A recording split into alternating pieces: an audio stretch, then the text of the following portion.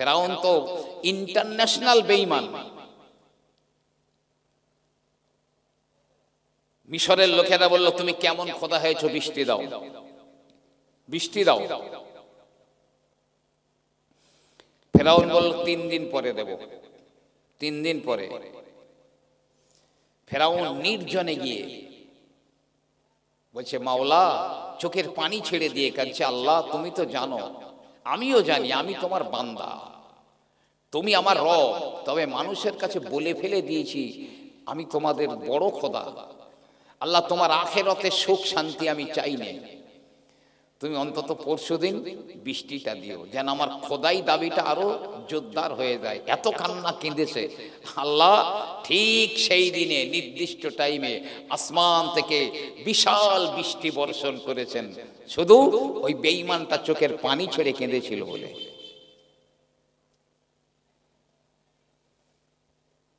চোখের পানি ছেড়ে কেঁদেছিল বলে আল্লাহ কারো কান্না ফেলে দেন না।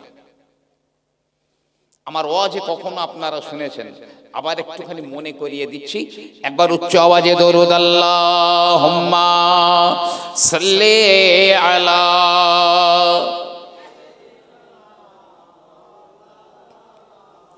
ওয়া আলা আলি সাইয়্যিদিনা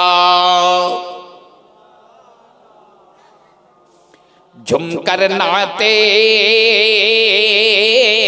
सरोवा मैं पढ़ता रहोगो, झुमकर नाते सरोवा मैं पढ़ता रहोगो, शौक़े दीदार से दिल मैं चलता रहो, मुस्कुराते रहे आशिकी मुस्तफा गा, हर मुनाफिक सुन सुन कर जलता रहे। अल्लाहुम्मा सल्ली अला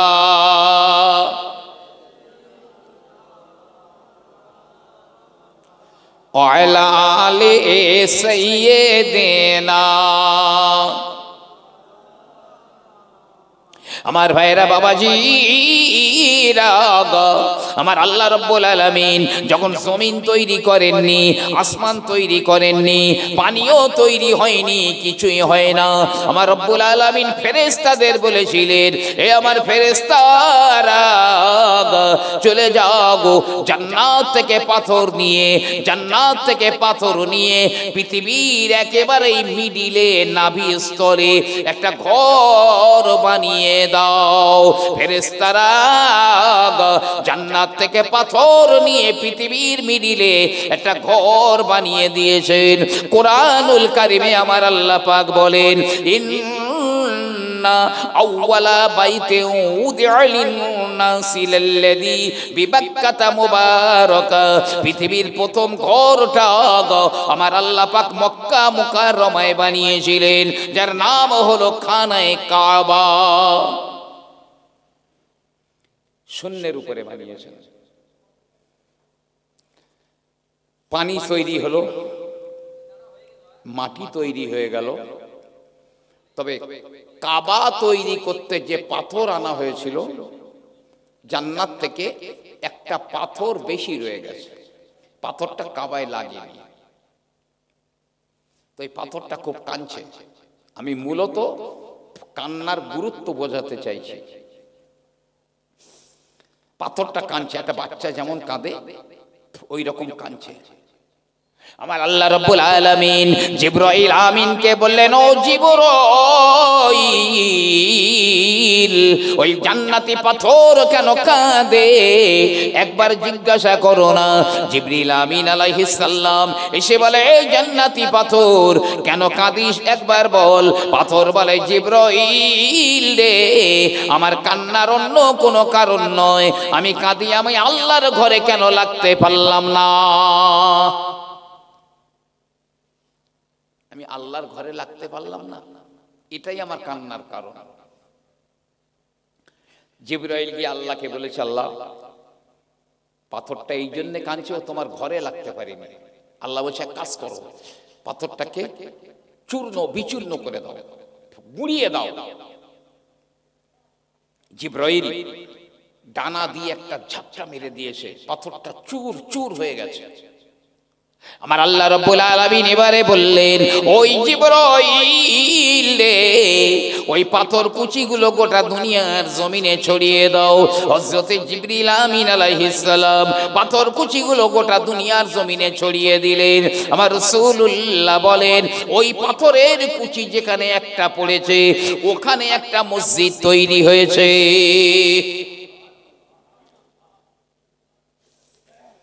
জিবরাইলের ছড়ানো পাথর একটা যেখানে পড়েছে সেখানে একটা মসজিদ তৈরি হয়েছে। এখানেও একটা পাথরের কুচি পড়েছিল। এই জন্য নবী পাক বলেছেন, আল মসজিদু জুজউম মিনাল কাবা, মসজিদ খানায় কাবার শাখা, কাবার ব্রাঞ্চ।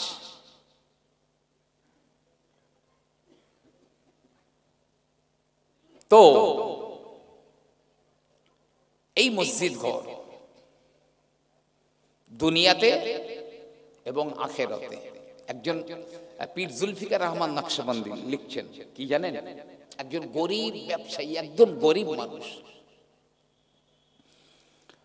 তো সে একটা নিয়ত করেছে, আল্লাহ আমি একটা ব্যবসা করব, তো আমার যদি আমি লাভবান হই, ব্যবসায় যদি আমার ভালো প্রফিট হয়, তো ওই টাকা দিয়ে সর্বপ্রথমে আমি একটা তোমার ঘর তৈরি করে দেব। পীর জুলফিকার আহমদ নকশবন্দি লিখেছেন কথাটা খুতুবাতে জুলফিকার, এই কিতাবের একটা খণ্ডে। নিয়তটা ভালো, আমি একটা ব্যবসা করব, যদি ভালো প্রফিট হয় প্রথমে তোমার ঘর বানিয়ে দেব। একটা ছোট্ট ব্যবসা শুরু করেছে। এই ব্যবসা শুরু করে বড় হতে হতে 10টা বছর সময় লেগেছে। 10 বছরের মধ্যে ওই লোকটা কোটি কোটি কোটি কোটি টাকার মালিক হয়ে গেছে। জোরে বলুন না সুবহানাল্লাহ। নিয়ত করেছিল ভালো, আল্লাহ পাক দিয়েছেন ভালো। মানুষ যত হাত গুটিয়ে নেবে, আল্লাহ তার রহমতের কুদরতের হাত তত গুটিয়ে নেবেন। একদম বাস্তব কথা, কোনো সন্দেহ নেই। এই হলো সেই মসজিদ। তাহলে 1 নম্বরে, কিয়ামতের ময়দানে সব নবীরা তো কাঁদছে, সব নবীরা কাঁদছে। আল্লাহর আরশের ছায়ার তলায় 7 প্রকার মানুষেরা স্থান পাবে।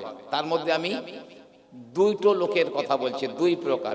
1 নম্বরে আল্লাহর নবী বলেন, রাজুলুন কলবুহু মুআল্লাকুন ফিল মসজিদে, যে মানুষটার অন্তর মসজিদের ভিতরে টাঙানো থাকে, ও বাজারে গিয়েছে, মাঠে গিয়েছে, অফিসে গিয়েছে, চাকরি বাকরিতে গিয়েছে, কাজ কামে গিয়েছে, মন পড়ে রয়েছে মসজিদের ভিতরে, ওই ব্যক্তিটাকে আমার আল্লাহ পাক কিয়ামতের মহাময়দানে কোনো আযাবের ভিতরে রাখবেন না। আমার আল্লাহর আরশে আজিমের ছায়ার তলায় স্থান দিয়ে দেবেন। জোরে বলুন না সুবহানাল্লাহ।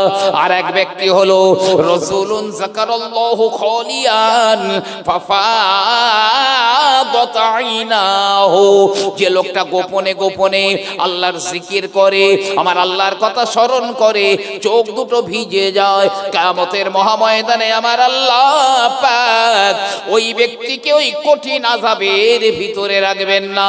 আল্লাহ পাক তার আরশে আজিমের ছায়ার তলায় স্থান দিয়ে দেবেন।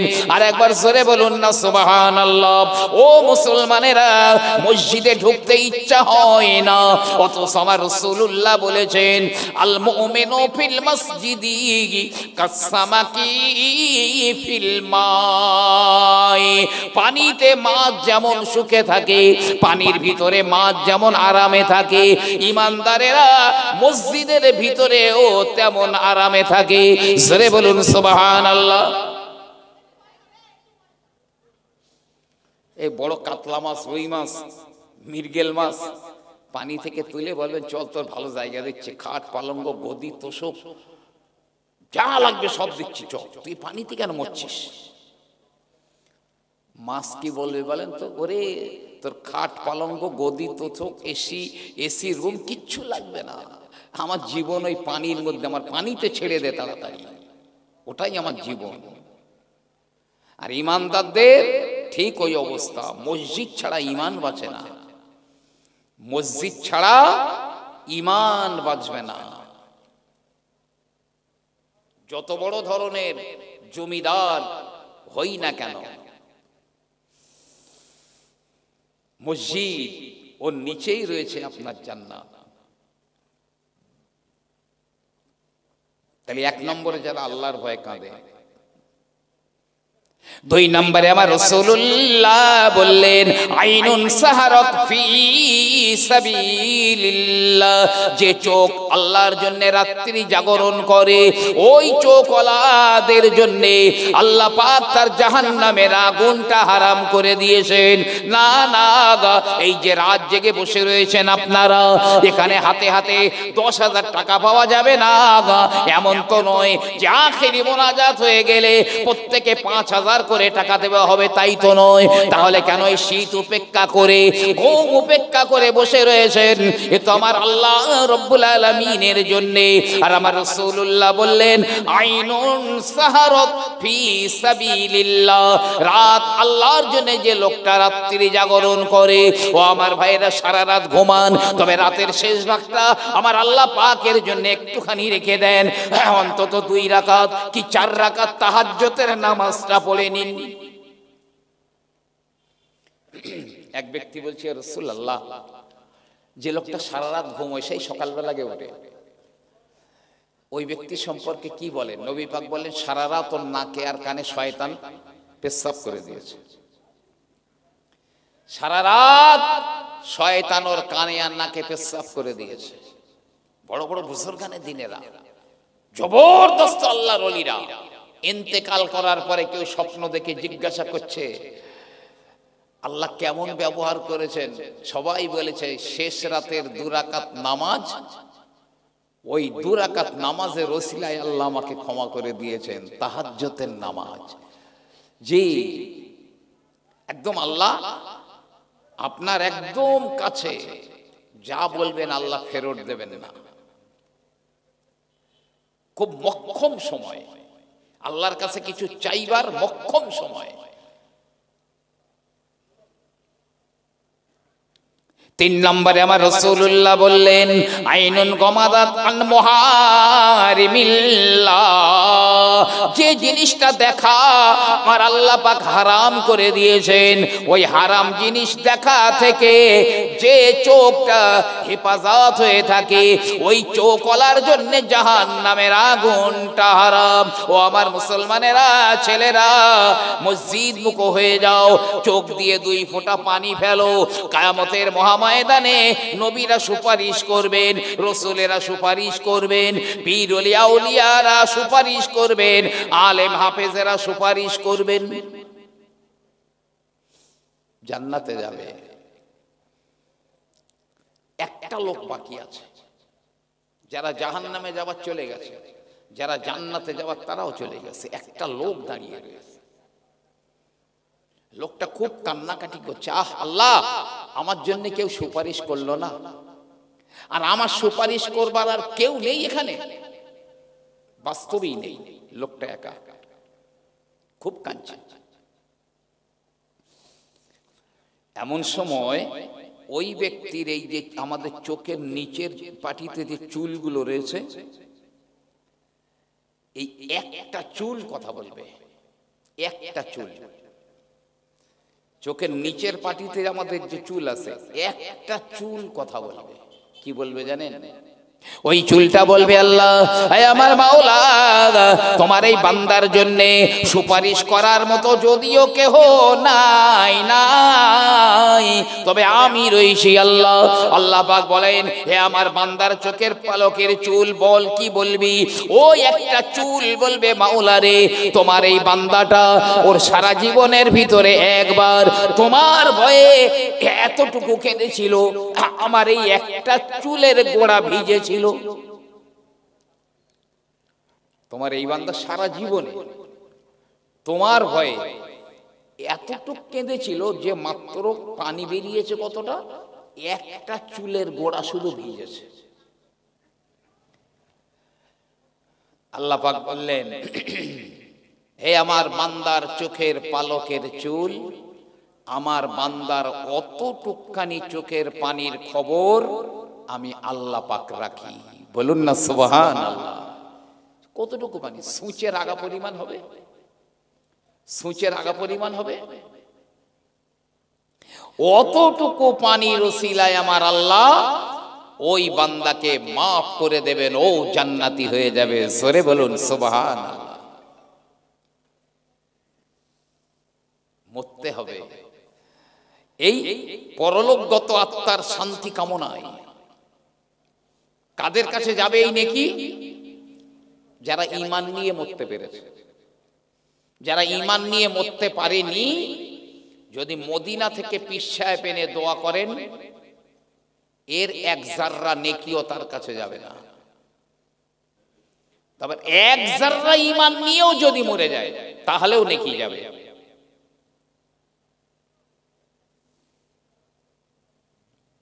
কোন কাফেরের আত্মায় এ নেকি যাবে না।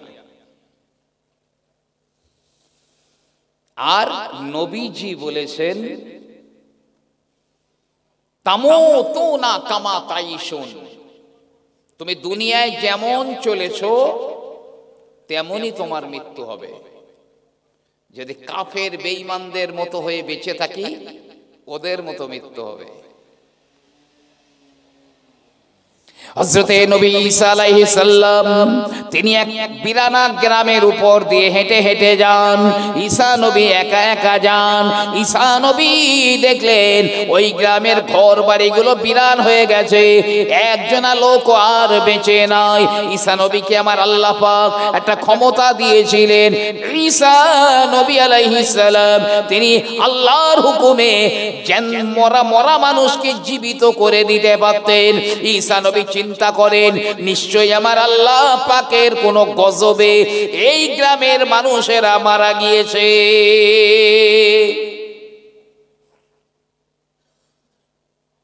ঈসা নবী দেখলেন, ইয়া আহলাল কারিয়া, এই গ্রামের মানুষেরা, এই মহল্লার মানুষেরা কেউ নেই, কিন্তু সব মরে ধ্বংস হয়ে গেছে, একজনও বেঁচে নেই। একজনা উত্তর দিল, লাব্বাইক ইয়া ঈসা রূহুল্লাহ। একজনা জবাব দিয়েছে। এই তোমাদের সংবাদ কি? বলছে, হুজুর, আমরা রাতের বেলা সুখ ও নিদ্রায় ঘুমিয়েছিলাম, কিন্তু ঘুম থেকে উঠবার আগে আমরা সব হাবিয়া জাহান্নামে ঢুকে গিয়েছি। হাবিয়া জাহান্নামে ঢুকে গিয়েছি। কারণটা কি? কোন কারণে? লোকটা বলল, হে ঈসা রূহুল্লাহ, এক নাম্বার হলো আমরা তাগুতদের সঙ্গে ওঠা বসা করতাম, বেঈমান কাফেরদের সঙ্গে আমরা ওঠা বসা করতাম। ওরা যা করতো আমরাও তাই করতাম, ওরা যা বলতো আমরাও তাই বলতাম। এই কারণে ধ্বংস হয়ে গেছে। দুই নম্বরে, ও নবী ঈসা, আমরা দুনিয়াকে বড় মহব্বত করতাম, এই কারণেই ধ্বংস হয়ে গেছে। ঈসা নবী বললেন, এ আল্লাহর বান্দা, দুনিয়াকে তোমরা কেমন ভালোবাসতে? জবাব দিল, হে নবী ঈসা, আমরা সম্পদ পেলে খুশি হতাম, কিন্তু সম্পদ না পেলে বড় বেজার হয়ে যেতাম। মা যেমন তার দুধের বাচ্চাকে ভালোবাসে, মা যেমন তার শিশু সন্তানকে ভালোবাসে, ওই রকম আমরাও দুনিয়াকে ভালোবাসতাম। এই দুটো কারণে আমরা ধ্বংস হয়ে গেছি। ঈসা নবী বলছে, তুমি একা কথা বলছো কেন? এই তোমার আর সঙ্গীরা কই? বলছে, হুজুর, ওরা এক একজনা জাহান্নামের আগুনের এক একটা বড় বড় চাই তার নিচে দাফন হয়ে রয়েছে। ওদের মুখে আগুনের লাগাম পরানো আছে, কেউ বার হতে পারছে না, কথাও বলতে পারছে না। আর জাহান্নামের এক একটা আগুনের দলা, আগুনের চাই এক একটা গোটা পৃথিবীর মতো বড়, এক একটার নিচে এক একজন চাপা পড়ে আছে, মুখে আগুনের লাগাম। ঈসা নবী আলাইহিস সালাম বললেন, এই তুমি কি, তোমার মুখে কি আগুনের লাগাম পরানো নাই? তুমি কি জাহান্নামের আগুনের ওই বড় চাই বা দলার নিচে দাফন হয়ে নাই? লোকটা বলল, হে ঈসা রূহুল্লাহ, আমি বেঈমান কাফেরদের কাছে গিয়ে বসতাম, তবে ওরা যা করতো আমি তাই করতাম না, ওরা যা বলতো আমি তাই বলতাম না, ওরা যা করতে বলতো আমি তা করতাম না। এই কারণে আমার আল্লাহ রাব্বুল আলামিন আমাকে হাবিয়া জাহান্নামের দরজায় দাঁড় করিয়ে রেখে দিয়েছে। আমার মুখে আগুনের লাগাম নাই, আমি জাহান্নামের ভিতরেও নাই, আমি জাহান্নামের দরজায় দাঁড়িয়ে রয়েছি। আমি জানি না আমার আল্লাহ পাক আমাকে জাহান্নামে ফেলে দেবেন না নাজাত দেবেন।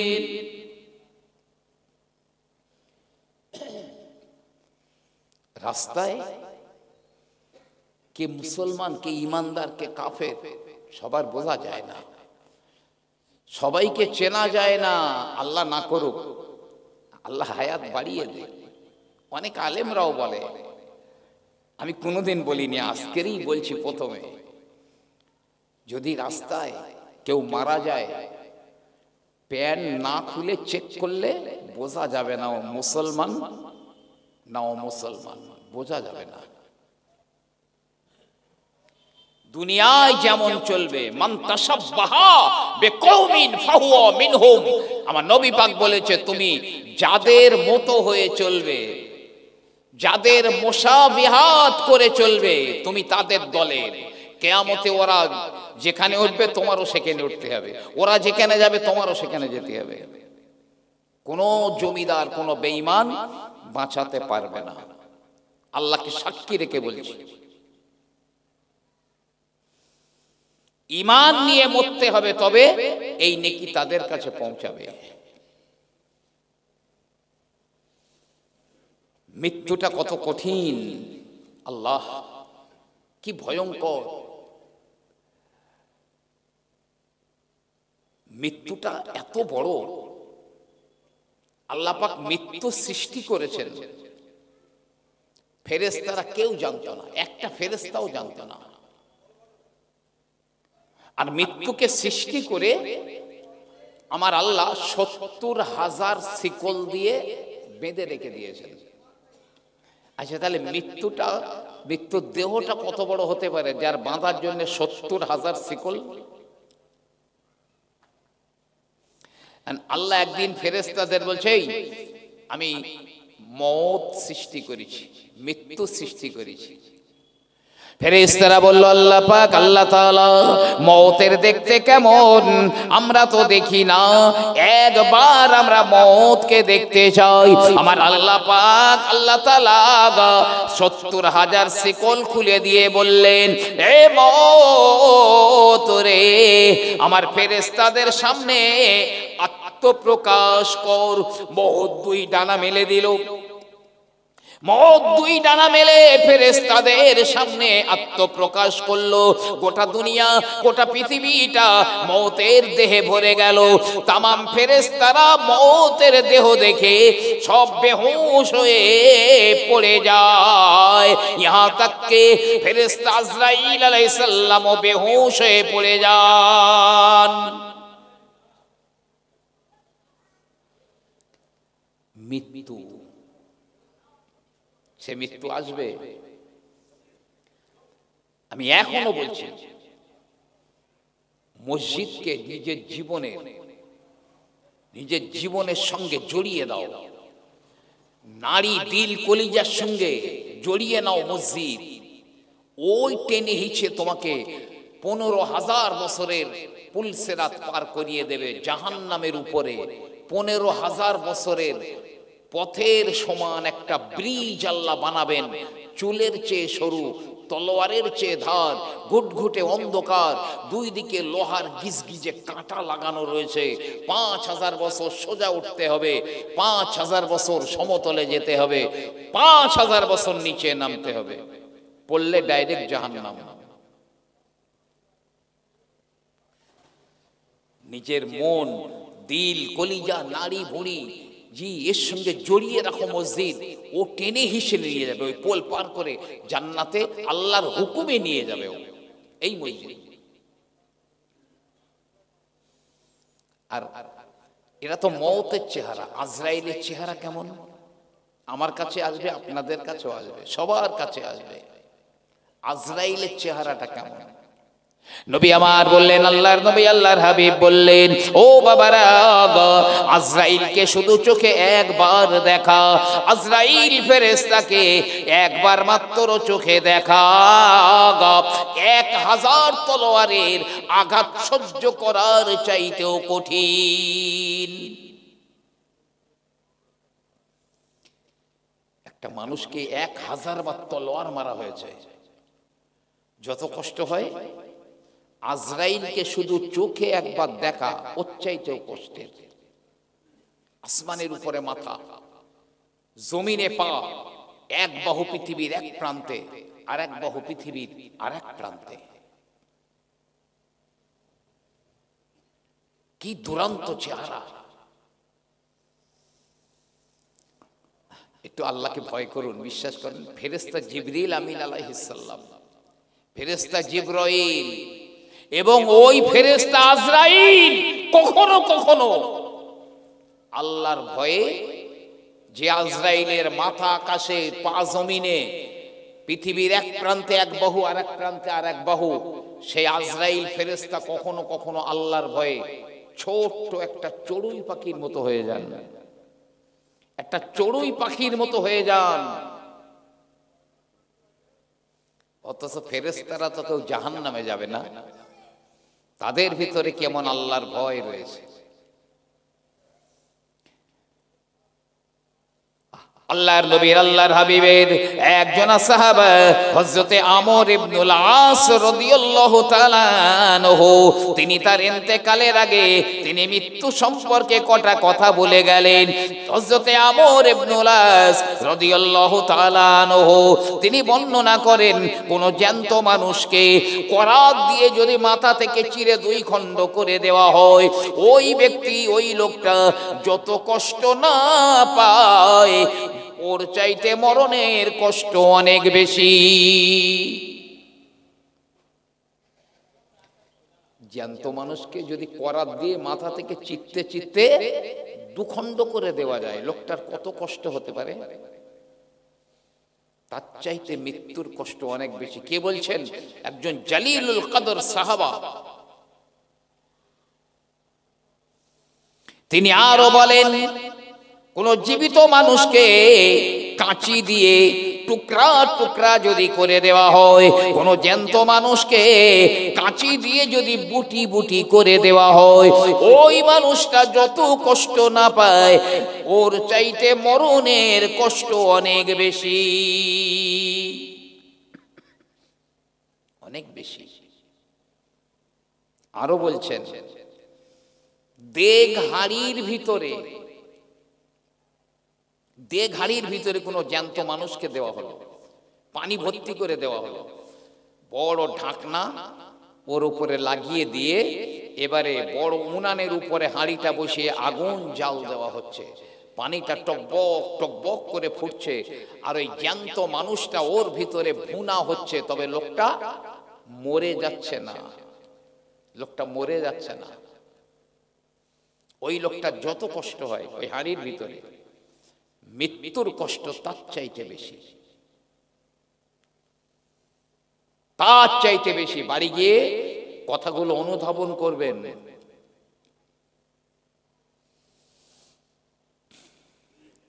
আল্লাহর নবীর, আল্লাহর হাবিবের একজন সাহাবা, তিনি বর্ণনা, তার ইন্তেকালের আগে তিনি বর্ণনা করেন, আমি দেখি যেন জমিন আসমান এক হয়ে গেছে, আসমান আর জমিনটা এক হয়ে গেছে, আমি তার মাঝখানে রয়েছি, জমিন আর আসমান আমাকে মাঝখানে নিয়ে পেশাই করে, আর আমি দেখি আমার বুকের ভিতরে যেন খেজুর গাছের বড় বড় কাঁটাগুলো আমার বুকে অবিরত ফুটিয়ে দেওয়া হয়, আমার দিল কলিজাগুলোকে কিমা বানিয়ে দেয়, রিজা রিজা বানিয়ে দেয়।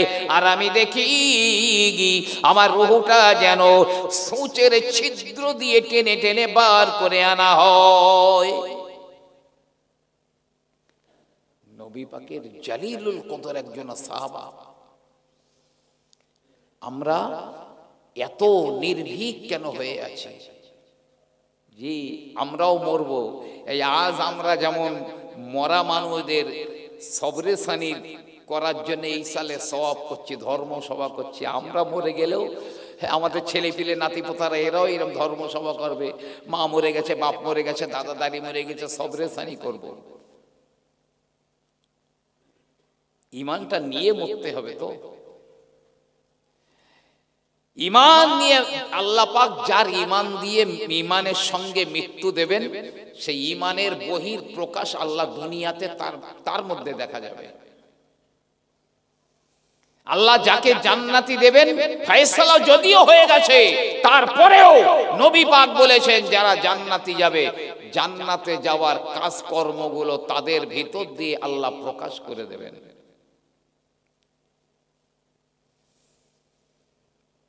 এখনো অনেক সময় আছে। আল্লাহর নবী আল্লাহর হাবিব বললেন, ও সাহাবারা শুনে রেখে দাও, মৃত্যু যন্ত্রণার একটা ফোঁটা যদি, মৃত্যু কষ্টের এক ফোঁটা যদি দুনিয়ার জমিনে ফেলে দেওয়া যায়, তাহলে ওই এক ফোঁটার ভিতরে যতটুকু কষ্ট জড়িয়ে রয়েছে তা আসমানে যারা রয়েছে, জমিনে যারা রয়েছে, সবার মৃত্যু হয়ে যাবে। এক ফোঁটা মৃত্যু কষ্টে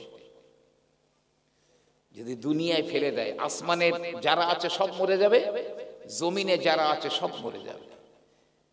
এখন তো সব বাকি।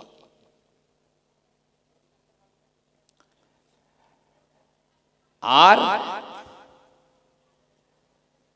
মরা মানুষের একটা চুল, মরা মানুষের একটা চুল যদি সারা দুনিয়ার পাহাড়ের উপরে রেখে দেওয়া যায়, ওই একটা চুলে যতটুকু মৃত্যুর কষ্ট জড়িয়ে রয়েছে তাতে পাহাড়গুলো গলে গলে পানি হয়ে যেতে পারে। এখন গোটা বডি বাকি, এ তো শুধু একটা চুল।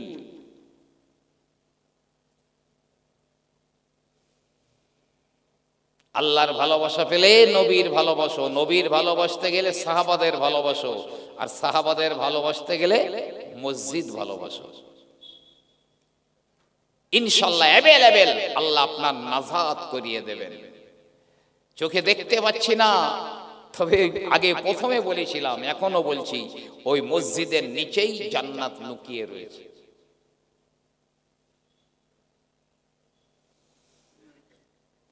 তিরমিজি শরীফের একটা হাদিস রয়েছে জানেন, আমরা মরে যাব বলে বলছি,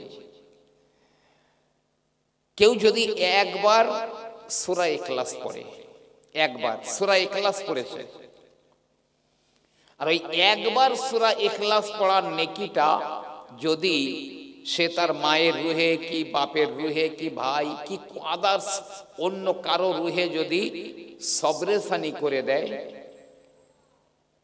তাহলে একটা মানুষ সারা পৃথিবীর মালিক হয়ে গেলে যত খুশি হয়, তার চাইতে এই একবার সূরা ইখলাসের নেকি পেয়ে ওই মুর্দাটা তার চাইতে অনেক বেশি খুশি হয়ে যায়। বলুন না সুবহানাল্লাহ। বিশেষ করে কয়েকটা রাত আর কটা দিনের কথা বলছে, একটু ইয়াদ রাখেন। মরা মানুষগুলো ফিরে আসে, সব মরা মানুষেরা ফিরে আসে। আপনি যদি বলেন দলিল, কাল সকালে আসবেন বাড়ি, আমি ইনশাআল্লাহ অনেক কটা কিতাবের নাম বলতে পারবো, উল্লেখযোগ্য কিতাব। আল্লাহর নবী আল্লাহর হাবিব বললেন, ইজা কানা ইয়াউমুল জুমআ, যখন জুম্মার দিন আসে, আও কানা ইয়াউমু ঈদিন, অথবা যখন দুই ঈদের দিন আসে, দুই ঈদের দিন আসে, জুম্মার দিন, দুই ঈদের দিন, আও কানা লাইলাতুন নিসফি মিন শাবান, অথবা শাবানের 15 তারিখের রাত যখন আসে, অর্থাৎ শবে বরাত যখন আসে, আও কানা লাইলাতুল কদরিল মুবারাকা, অথবা লাইলাতুল কদর যখন আসে, আপনার কিনা কদরের রজনী যখন আসে, ইয়াখরুজুনাল আমওয়াতা মিন কুবুরিহিম, ইমানদার মুর্দারা সব তাদের কবর থেকে বাইরে বেরিয়ে যায়। যারা ঈমান নিয়ে মরে গেছে কেউ কবরে থাকে না, সব কবরের বাইরে বেরিয়ে যায়। কিন্তু যারা ঈমান নিয়ে মরতে পারেনি ওরা কিন্তু এক জনাও বেরোতে পারবে না, একটা মানুষও বেরোতে পারবে না কবর থেকে। ঈমান নিয়ে মারা গেছে, জুম্মার দিন, 2 ঈদের দিন, শবে বরাত, শবে কদর, এই দিন কোটা মনে রাখবেন। সব মুর্দারা ইয়াখরুজুনাল আমওয়াতা মিন কুবুরিহিম, সব ওরা নিজেদের কবর থেকে বাইরে বেরিয়ে যায়। দাঁড়ায় যায় কোথায়? ইয়াকুমুনা আলা বুয়ুতি আবওয়াবিহিম, ওরা নিজে নিজে ঘরের দরজায় দাঁড়িয়ে যায়। যে বাড়ির মানুষ ওই বাড়ির ঘরের দরজায় দাঁড়িয়ে যায়। আমরা যদিও দেখতে পাই না, তবে আমার রাসূলুল্লাহ বললেন ওরা সব ঘরের দরজায় দাঁড়িয়ে যায়। ইয়াকুলুনা, তারা সবাই বলে ইরহাম আলাইনা, ওগো আমার আওলাদেরা, ও আমার বেটারা, এ আমার বাড়ির মানুষেরা, ইরহাম আলাইনা, আজ আমাদের উপরে একটুখানি দয়া করো, বিসাদাকাতিন আও লুকমাতিন, আমাদের নামে একটু দান করে দাও, আমাদের নামে কোনো ক্ষুধার্ত মানুষদেরকে খেতে দাও। সবাই ভিখারিরা যেমন আসে, ভিক্ষুকরা হাত পাতে, মা দুটো ভিক্ষা দাও, মা দুটো খেতে দাও, ওরা ঘরের দরজায় ওই রকম বলে, এই আমার আল আওলাদেরা, আমাদের নামে আজ কিছু দান কর, কি কোনো ক্ষুধার্তদের খেতে দে।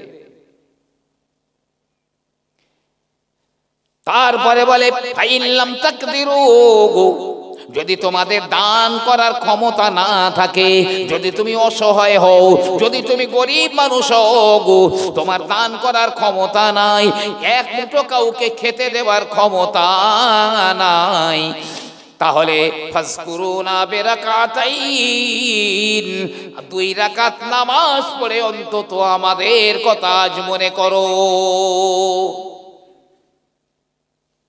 2 রাকাত নামাজ পড়ো, পড়ে ওই নেকিটা আমাদের রুহে দিয়ে দাও। ফানা মুহতাজুনা ইলাইহি, আজ তোমাদের ওই নেকির বড় মুখাপেক্ষী আমরা বড় মুখাপেক্ষী। 2 রাকাত অন্তত নামাজ পড়ে আমাদের রুহে সবরে সানি করে দাও। কবরস্থানের পাশ দিয়ে যাচ্ছেন, কিতাবে এসেছে যদিও অন্তত পক্ষে একবার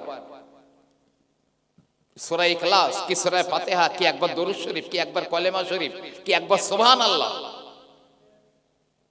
বলে ওই নেকিটা ওই কবরস্থানের মুর্দাদের রুহে দান করে দেয় না, সে অভিশাপের যোগ্য, সেই লোকটা অভিশাপের যোগ্য,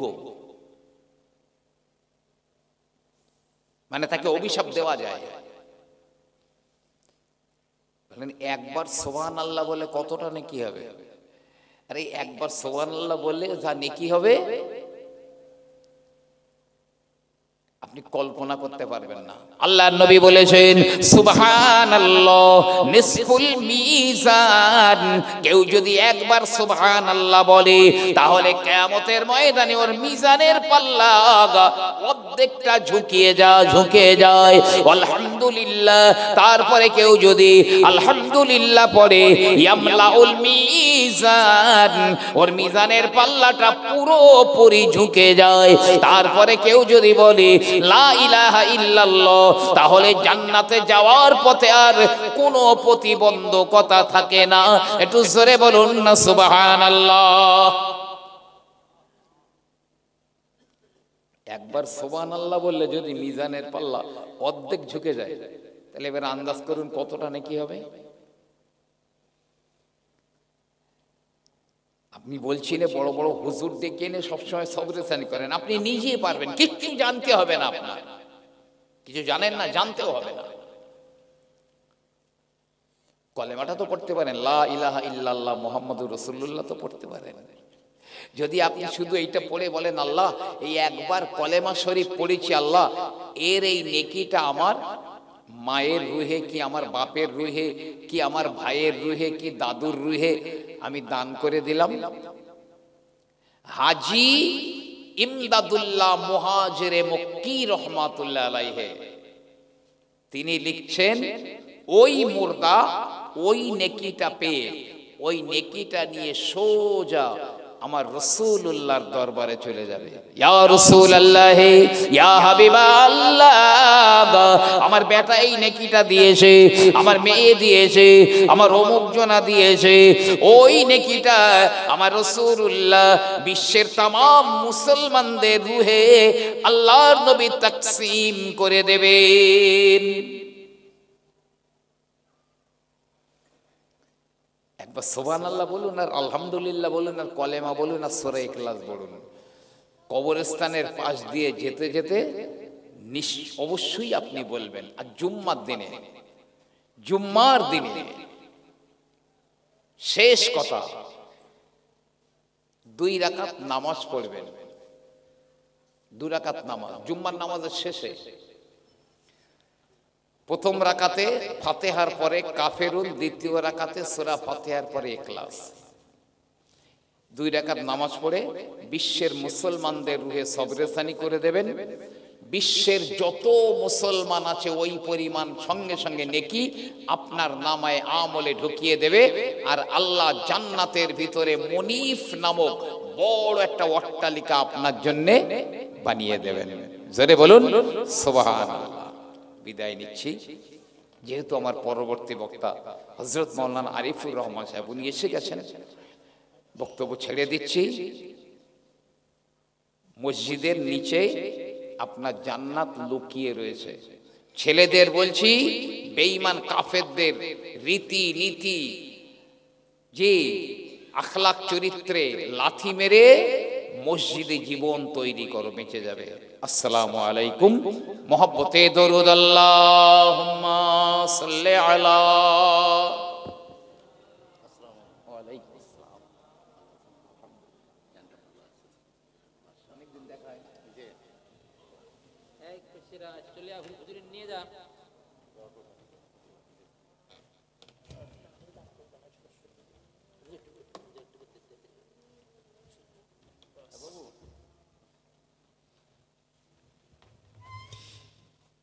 ওই যারা বাইরে আছেন সকলে চলে আসেন। আমাদের এই এলাকায় একেবারে নতুন মুখ জনাব ডক্টর মুফতি আরিফুল রহমান, তিনি এসেছেন হুগলি জেলা থেকে, হাওড়া জেলা থেকে। আমাদের কাছে একেবারে নতুন মুখ, নতুন বক্তা, মাশাআল্লাহ।